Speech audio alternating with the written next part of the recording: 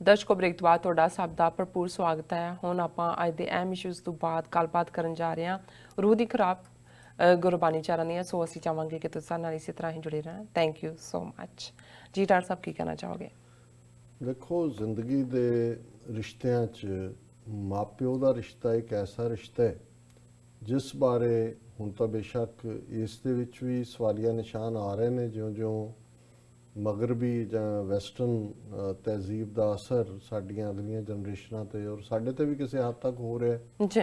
ਲੇਕਿਨ ਇਹ ਮੰਨਿਆ ਜਾਂਦਾ ਸੀ ਕਿ ਮਾਂ-ਪਿਓ ਦੀ ਸੇਵਾ ਜਿਹੜੀ ਹੈ ਇਹ ਵੀ ਰੱਬ ਨੂੰ ਰਿਝਾਨ ਵਾਂਗ ਹੈ। ਔਰ ਦੂਸਰਾ ਇਹ ਸੀ ਕਿ ਮਾਂ-ਪਿਓ ਬੱਚੇ ਬੱਚੀਆਂ ਦੇ ਕਦੇ ਔਗਣ ਨਹੀਂ ਚਿਤਾਰਦੇ, ਉਹਨਾਂ ਦੀਆਂ ਕਮਜ਼ੋਰੀਆਂ ਜੋ ਮਰਜ਼ੀ ਗੁਨਾਹ ਕਰਨ ਮਾਂ-ਪਿਓ ਬਖਸ਼ ਦਿੰਦੇ ਨੇ, ਕਿਉਂਕਿ ਉਹਨਾਂ ਦੇ ਬੱਚੇ ਬੱਚੀਆਂ ਹੁੰਦੇ ਨੇ।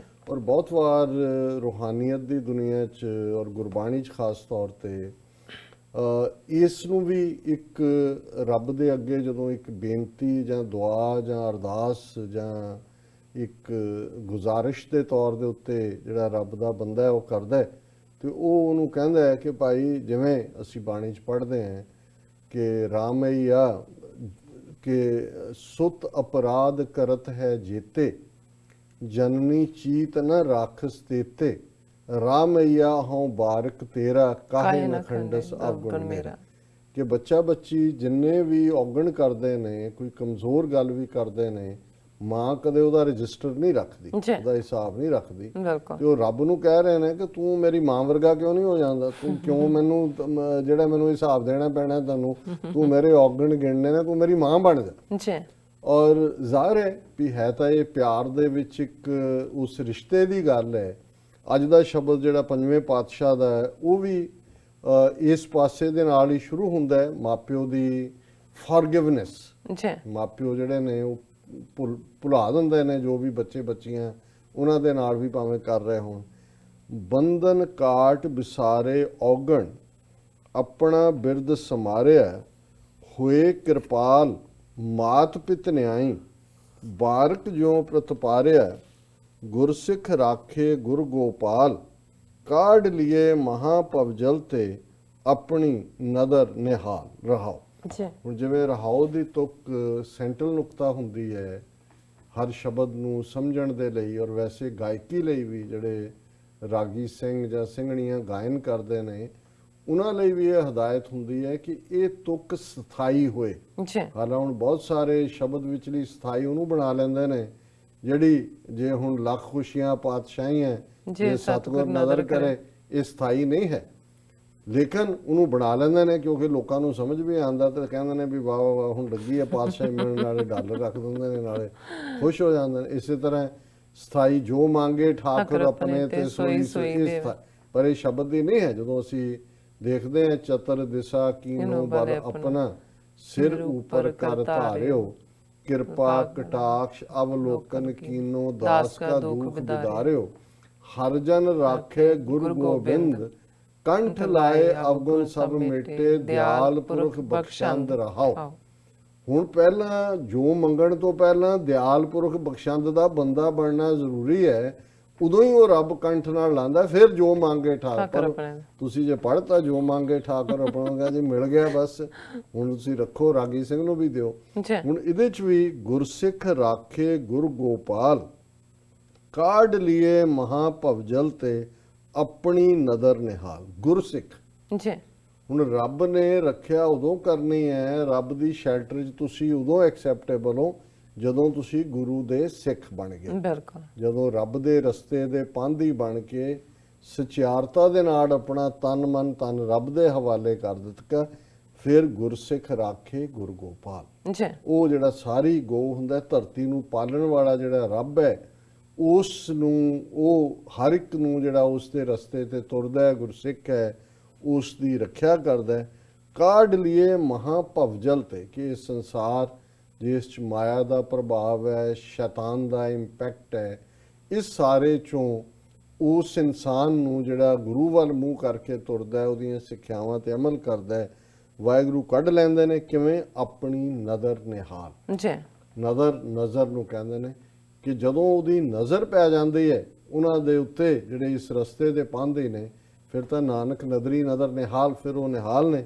ਔਰ ਜਦੋਂ ਇਹ ਸਥਿਤੀ ਹੁੰਦੀ ਹੈ, ਬੰਧਨ ਕਾਟ ਵਿਸਾਰੇ ਔਗਣ, ਜੀ ਜਦੋਂ ਤੁਸੀਂ ਉਸ ਰੱਬ ਵੱਲ ਦੇ ਬੰਦੇ ਬਣ ਜਾਂਦੇ ਹੋ, ਸਾਰੇ ਤੁਹਾਡੇ ਬੌਂਡੇजेस ਬੰਧਨ ਕੱਟੇ ਜਾਂਦੇ ਨੇ। ਬੰਧਨ ਕੀ ਨੇ? ਕਾਮ, ਕ੍ਰੋਧ, ਲੋਭ, ਮੋਹ, ਹੰਕਾਰ, ਈਰਖਾ, ਨਫ਼ਰਤ, ਕਿੰਨਾ ਕੁਛ, ਲਾਲਚ, ਬਿਲਕੁਲ ਉਹ ਸਾਰੇ ਜਿਹੜੇ ਨੇ ਬੰਧਨ ਕਾਟ ਵਿਸਾਰੇ ਔਗਣ। ਜੋ ਤੁਸੀਂ ਪਹਿਲਾਂ ਕੀਤਾ ਸੀ ਰੱਬ ਦੇ ਰਸਤੇ ਤੇ ਆਉਣ ਤੋਂ, ਉਹ ਵੀ ਰੱਬ ਵਿਸਾਰ ਦਿੰਦਾ ਹੈ। ਆਪਣਾ ਬਿਰਧ, ਕਿਉਂਕਿ ਇਹ ਉਹਦਾ ਬਿਰਧ ਹੈ ਉਸ ਨੂੰ ਵਿਸਾਰਨਾ। ਕਿਉਂ? ਹੋਏ ਕਿਰਪਾਲ ਮਾਤ ਪਿਤ ਨਿਆਈ, ਬਾਰਕ ਜਿਉ ਪ੍ਰਤਪਾਰੇ। ਜਿਵੇਂ ਮਾਤਾ ਤੇ ਪਿਤਾ, ਇਹ ਮਾਪਿਓ ਦਾ ਬਿਰਧ ਹੈ ਕਿ ਉਹ ਆਪਣੇ ਬੱਚਿਆਂ ਨੂੰ ਪਾਲਣ। ਜੀ ਬੱਚਿਆਂ ਦੇ ਔਗਣਾਂ ਦਾ ਉਹ ਬੱਚਿਆਂ ਨੂੰ ਹਿਸਾਬ ਥੋੜੀ ਉਹਨਾਂ ਦਾ ਰੱਖਦੇ ਨੇ ਕਿ ਵੀ ਕਦੋਂ ਕੀ ਕੀਤਾ। ਜੀ ਮਾਪਿਓ ਨੇ ਉਹ, ਉਹਨਾਂ ਦੇ ਲਈ ਬੱਚੀਆਂ ਜਿੰਨੇ ਮਰਜ਼ੀ ਵੱਡੇ ਹੋ ਜਾਣ, ਅਲਟੀਮੇਟਲੀ ਮਾਪਿਓ ਦੇ ਸਾਹਮਣੇ ਉਹੀ ਹੁੰਦੇ ਨੇ ਜਿਨ੍ਹਾਂ ਨੂੰ ਮਾਂ ਨੇ ਕੁੱਖ 'ਚ ਰੱਖਿਆ, ਜਿਹਨੂੰ ਰਿੜਨਾ ਸਿਖਾਇਆ, ਜਿਹਨੂੰ ਤੁਰਨਾ ਸਿਖਾਇਆ। ਉਹਦੇ ਲਈ ਭਾਵੇਂ ਕੋਈ ਵੱਡਾ ਸਾਹਿਬ ਬਣ ਜਾਏ, ਕੋਈ ਹੋਰ ਹੋ ਜਾਏ, ਜੀ ਉਹਨਾਂ ਦੇ ਲਈ ਨਹੀਂ ਹੈ। ਉਹਦਾ ਬਿਰਧ ਹੈ ਮਾਪਿਓ ਦਾ ਹਮੇਸ਼ਾ ਹੀ ਬੱਚਿਆਂ ਦੀ। ਇਵੇਂ ਹੀ ਰੱਬ ਮਾਪਿਓ ਵਾਂਗ ਹੈ, ਕਿਉਂਕਿ ਸਾਰੀ ਕਾਇਨਾਤ ਮਾਪਿਓ ਦਾ ਵੀ ਰੱਬ, ਮਾਪਿਓ ਤਾਂ ਉਹੀ ਹੈ ਜੀ ਅਲਟੀਮੇਟ। ਕਾਇਨਾਤ ਦਾ ਪਿਤਾ ਤਾਂ ਵਾਹਿਗੁਰੂ ਹੈ। ਜਾਂ ਕੇ ਸਿਮਰਨ ਜਮ ਤੇ ਛੁੱਟੀ ਹੈ, ਹਲਤ ਪਲਤ ਸੁਖ ਪਾਈ ਹੈ, ਸਾਸ ਗਿਰਾਸ ਜਪੋ ਜਪ ਰਸਨਾ, ਨੀਤ ਨੀਤ ਗੁਣ ਗਾਈਏ। ਸਤਿਗੁਰੂ ਫਰਮਾਉਂਦੇ ਨੇ ਕਿ ਜਿਸ ਵਾਹਿਗੁਰੂ ਦੀ ਯਾਦ ਦੇ ਨਾਲ ਮੌਤ ਦਾ ਡਰ ਖਤਮ ਹੋ ਜਾਂਦਾ ਹੈ, ਜੀ ਇੱਥੇ ਵੀ ਤੇ ਉੱਥੇ ਵੀ ਸੁੱਖ ਮਿਲਦਾ ਹੈ। ਉਸ ਵਾਹਿਗੁਰੂ ਨੂੰ ਹਰ ਸਾਹ ਦੇ ਨਾਲ, ਹਰ ਗਿਰਾਈ ਦੇ ਨਾਲ ਜੀ ਯਾਦ ਰੱਖੋ, ਆਪਣੀ ਰਸਨਾ ਨਾਲ, ਜ਼ਬਾਨ ਨਾਲ।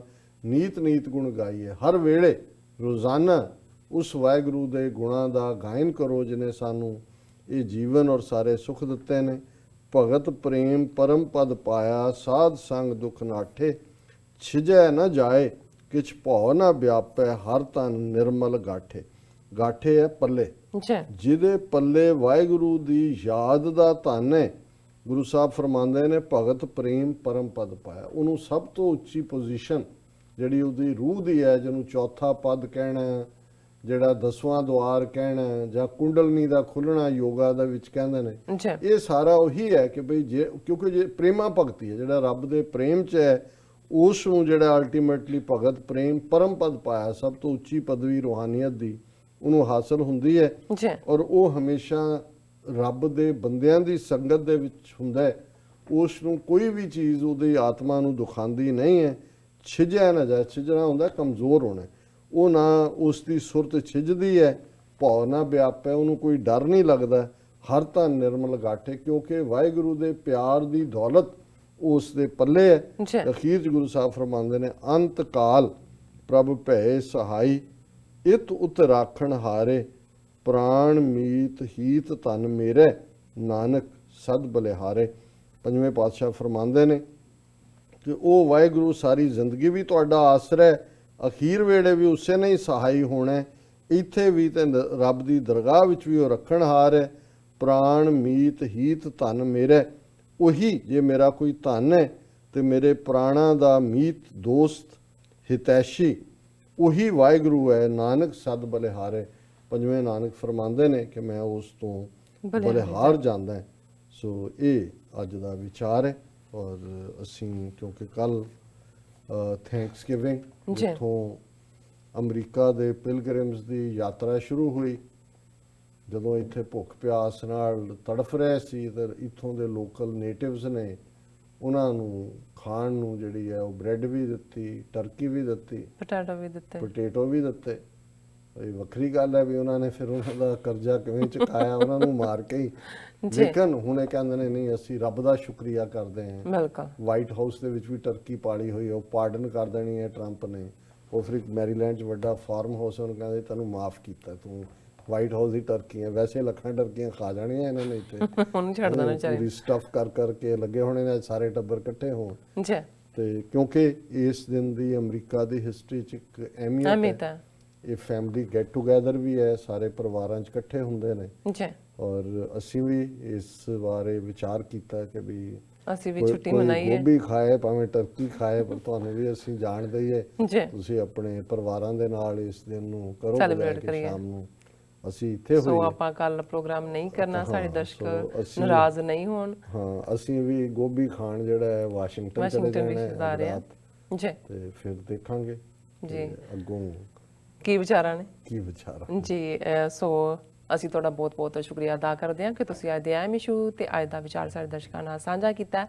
ਇੱਥੇ ਲੈਣੇ ਆ ਬ੍ਰੇਕ, ਇੱਥੇ ਲੈਣੇ ਆ ਆਪਣੇ ਦਿਲ ਤੇ ਨਹੀਂ ਕਰਦਾ ਜਾਣਦੇ, ਬਟ ਫਿਰ ਵੀ ਸਾਨੂੰ ਜਾਣਾ ਪੈਣਾ ਕਿਉਂਕਿ ਟਾਈਮ ਹੋ ਗਿਆ। ਸੋ ਇੱਥੇ ਲੈਣੇ ਆਪਣੇ ਵਿਊਜ਼ ਕੋਲੋਂ ਇਜਾਜ਼ਤ। ਵਿਊਅਰਸ, ਸਾਡੇ ਪ੍ਰੋਗਰਾਮ ਦਾ ਸਮਾਂ ਇੱਥੇ ਸਮਾਪਤ ਹੁੰਦਾ। ਤੁਸੀਂ ਆਪਣੀ ਰਾਏ ਤੇ ਸੁਝਾਅ ਸਾਨੂੰ ਭੇਜਣਾ ਨਾ ਭੁੱਲਣਾ ਸਾਡੇ ਇਸ ਪਤੇ ਤੇ SOS@tv84.tv ਤੇ ਅਸੀਂ ਆਪਣਾ ਪ੍ਰੋਗਰਾਮ ਲੈ ਕੇ ਫਿਰ ਦੁਬਾਰਾ ਤੁਹਾਡੇ ਸਨਮੁਖ ਹੋਵਾਂਗੇ। ਤਦ ਤੱਕ ਲਈ ਮੈਨੂੰ ਤੇ ਆਪਣੇ ਡਾਕਟਰ ਨੂੰ ਆਗਿਆ ਦਿਓ। ਦੇਖਦੇ ਰਹੋ TV84, ਬੁਲਾ ਦਿਓ ਫਤਿਹ। ਵਾਹਿਗੁਰੂ ਜੀ ਕਾ ਖਾਲਸਾ, ਵਾਹਿਗੁਰੂ ਜੀ ਕੀ ਫਤਿਹ। ਰੱਬ ਰਾਖਾ। Happy holiday.